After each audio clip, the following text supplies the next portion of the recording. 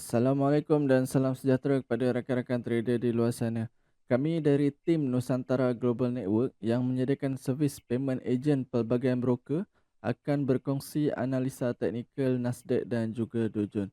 Okay, sebelum tu, uh, kawan-kawan boleh follow semua platform media rasmi Nusantara Global Network untuk mengetahui update terkini berkenaan dengan kontes, promosi bonus dan juga rebate sehingga 35 US.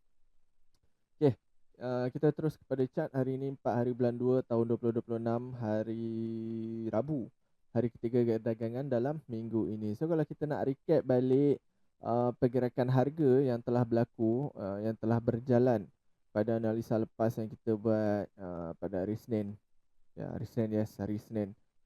Awal minggu, awal market buka untuk Januari juga. So, kalau kita nak tengok pergerakan harga yang mana kita target, kita nak sell di kawasan resistance di sini, nampak di sini. Dia dah break, support, become resistant. Itu yang berlaku di sini. Okay, kalau tengok price react, memang masuk dalam zone, cucuk. Dan dia bergerak tak banyak, 25411 sampai 25344.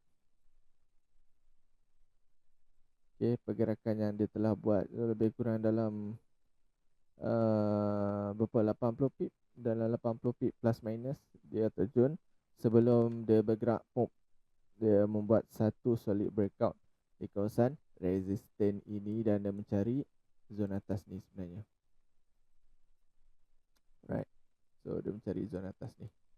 So di sini ada resistance yang agak strong sebab ini adalah last retracement sebelum dia membuat kejatuhan dan price terhenti di sini.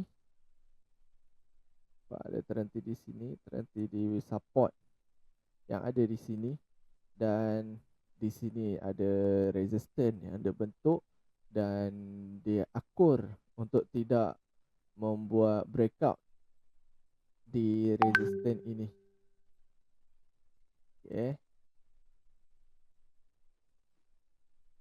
And then apa yang dia buat, dia tak terjun untuk buat new low.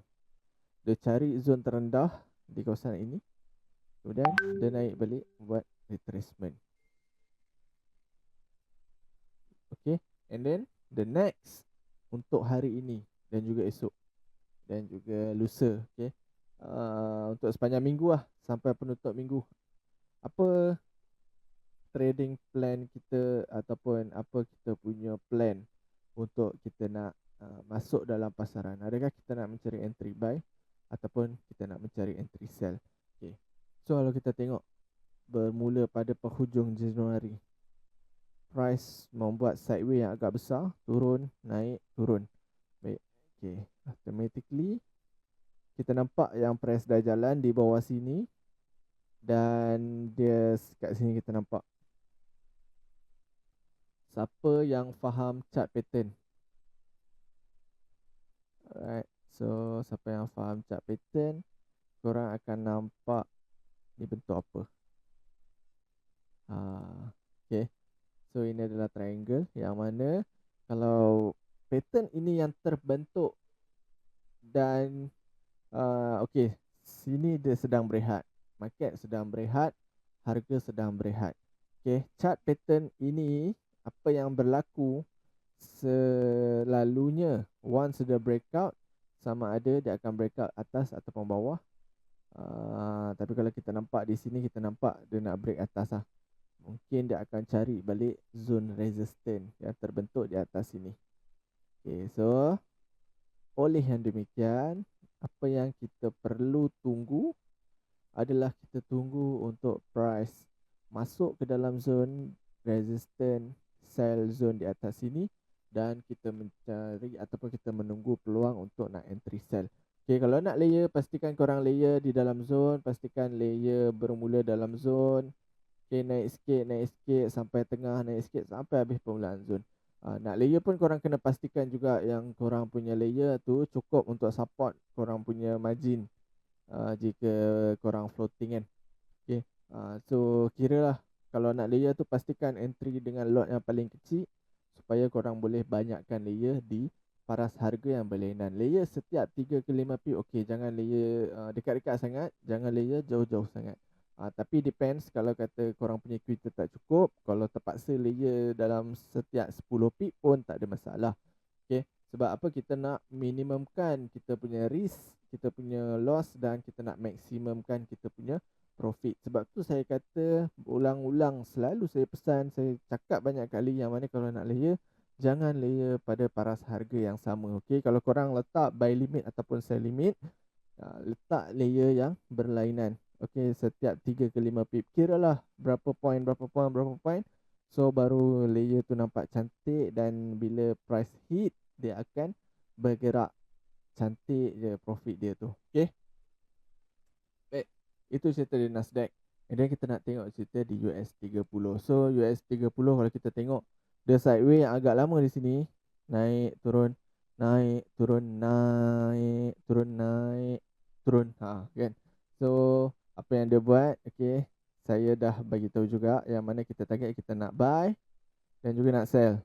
So di sini kita dapat buy, dan di sini sebelum candle ini buat breakout, dia dah bagi dulu sell.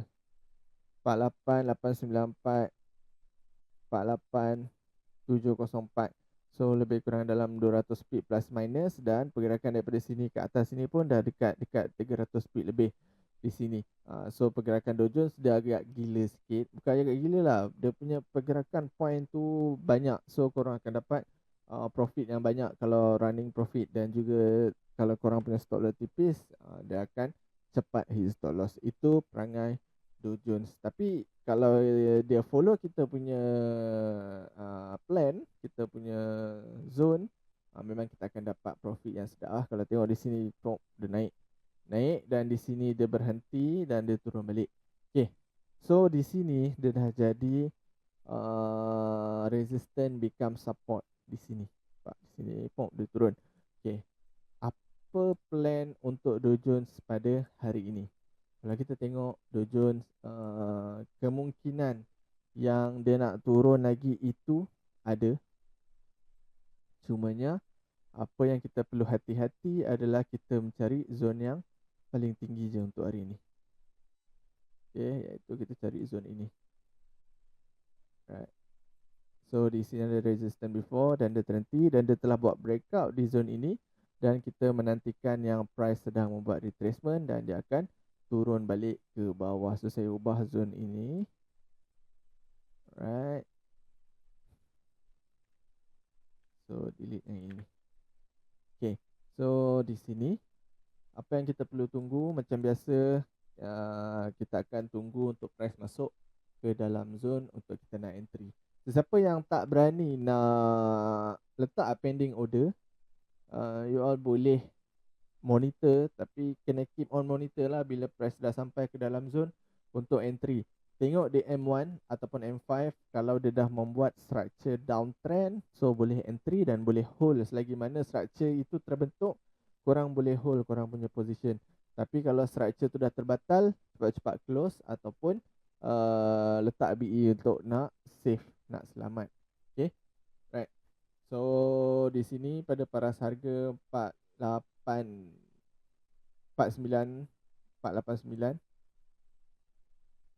So paras ini kita nak sell. Untuk Nasdaq kita target kita nak sell pada paras harga 25914. So dua-dua zone ini, dua-dua instrumen ini, dua-dua pair ni kita target kita nak sell. Nasdaq dan juga Dow Jones kita target kita nak sell. Cumanya kena keep on monitor. Kalau korang rasa 100 pip dah cukup, close. Kalau korang rasa 50 pip dah cukup, close. Kalau korang rasa 200 pip, nak dapat 200 pip, kena keep on monitor lah sampai dapat. Tapi kalau structure di time frame yang lebih kecil, tak follow kita punya analisa, kita punya pergerakan, kita punya arah, cepat-cepat close untuk ambil profit tu siap-siap. Okay. Baik. Saya kira itu saja untuk hari ini. Kita akan jumpa lagi maybe lusa. Okay. Seperti biasa, sebelum mengakhiri video, saya nak ingatkan kepada rakan-rakan agar sentiasa manage your risk, sentiasa kira berapa entry lot yang bersesuaian dengan you all punya equity untuk mengelakkan akaun anda MC ataupun akaun anda blow. Okay, kita jumpa lagi untuk next video. Assalamualaikum. Bye bye.